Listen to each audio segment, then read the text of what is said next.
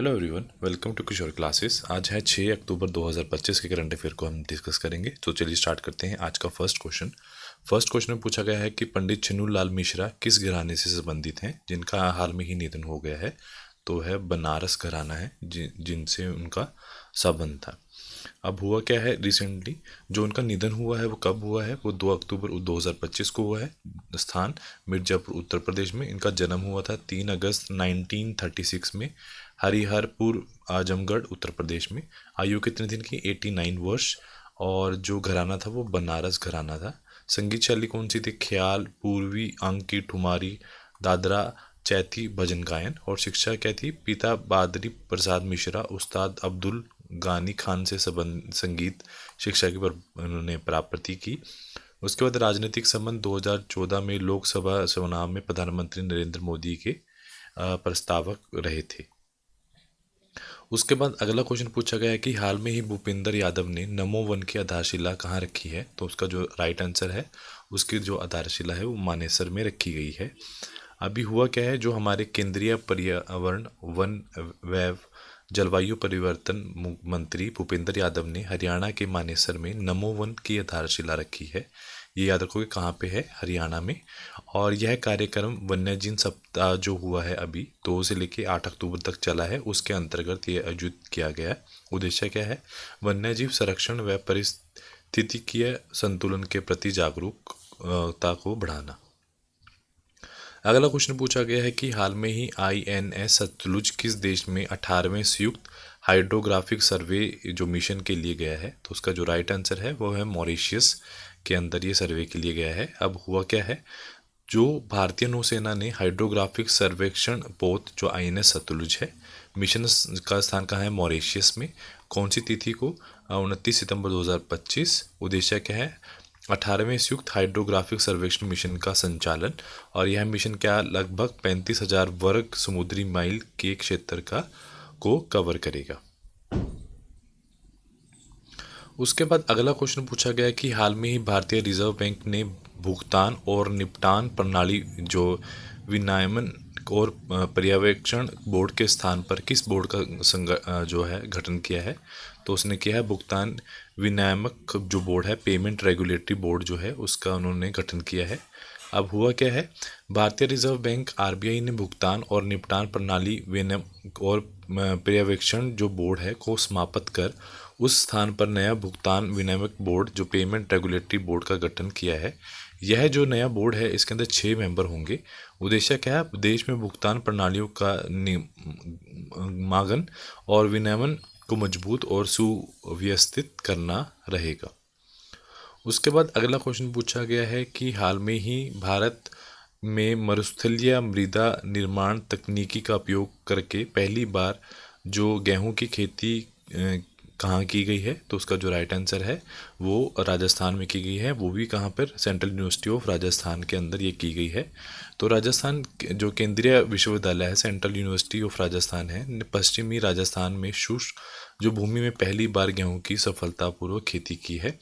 यह प्रयोग थार रेगिस्तान क्षेत्र में भी किया गया है जो मरुस्थलीयकरण को रोकने की क्षमता रखता है।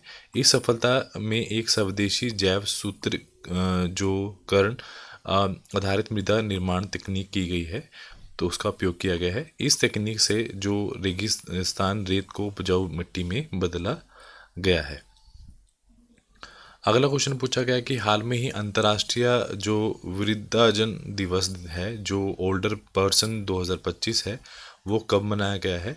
तो वो 1 अक्टूबर को 2025 को ये मनाया गया है।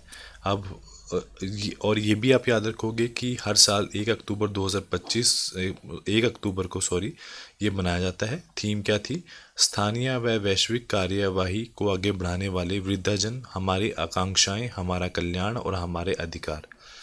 Older person driving local and global action, our aspiration, our wellbeing and our rights. उसके बाद अगला क्वेश्चन पूछा गया है कि हाल में ही जो विश्व सामाजिक सुरक्षा फॉर्म 2025 है उसे कहाँ आयोजित किया गया है। तो उसका जो राइट आंसर है कुआलालंपुर में के अंदर ये किया गया है। ये कहाँ पर है, ये है मलेशिया के अंदर। तो आपको याद होना चाहिए कि जो आयोजन स्थान है वो कुलालपुर मलेशिया में है।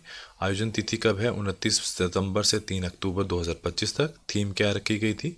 परिवर्तनशील विश्व के लिए सामाजिक सुरक्षा का आकार देना, shaping social security for a world in a transition. आयोजन संस्था कौन सी थी? International social security association ISSA इसकी एजेंसी थी। उसके बाद हाल में ही 2025 में सामाजिक सुरक्षा और उत्कृष्ट उपलब्धियों के लिए ISSA पुरस्कार से किस देश को सम्मानित किया गया है? तो उसका जो राइट आंसर है, भारत को उसके लिए सम्मानित किया गया है। हुआ क्या है? पुरस्कार कौन सा दिया गया है? ISSA award. IS मतलब international social security association award जो है for outstanding achievement in social security. सम्मान किसको मिला है? भारत देश को मिला है।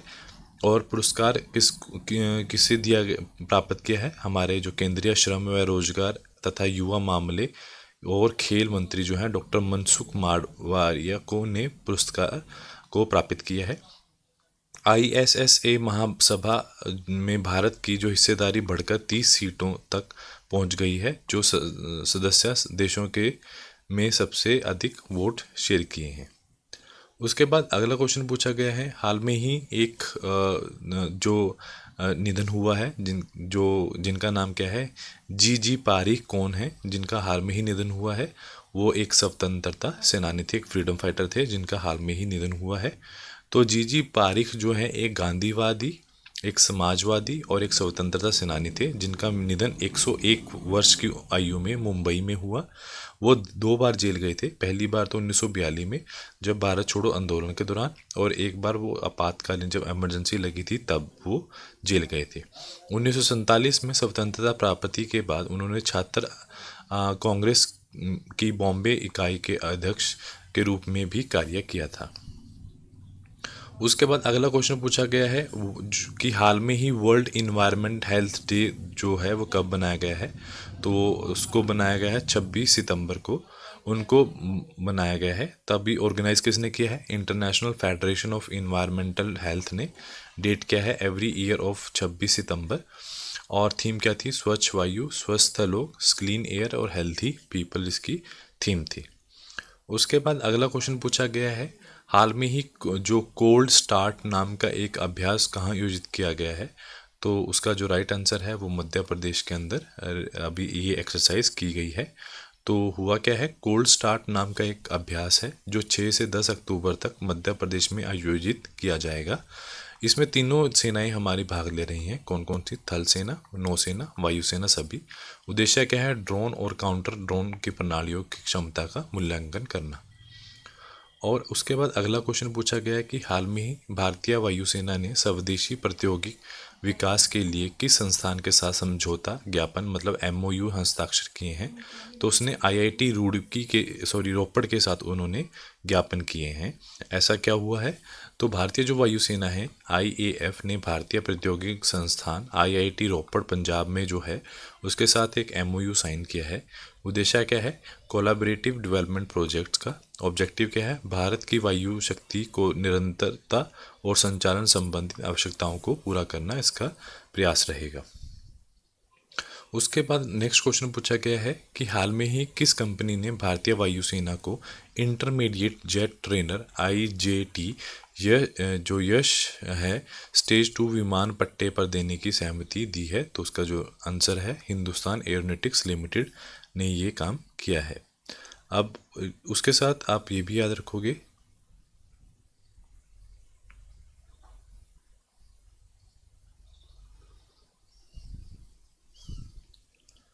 उसके साथ अब हुआ क्या है, जो हिंदुस्तान एरोनॉटिक्स लिमिटेड है जो ने भारतीय वायुसेना IAF को 12 इंटरमीडिएट जेट ट्रेनर यशस स्टेज 2 विमान पट्टे पर देने की सहमति दी है। उद्देश्य क्या है? IAF के स्टेज 2 पायलट परीक्षण आवश्यकताओं के व्यापक मूल्यांकन के लिए और इसके साथ साथ हेल के IJT 36 सितारा कार्यक्रम को उन्नत एडवांस वर्जन देने के लिए।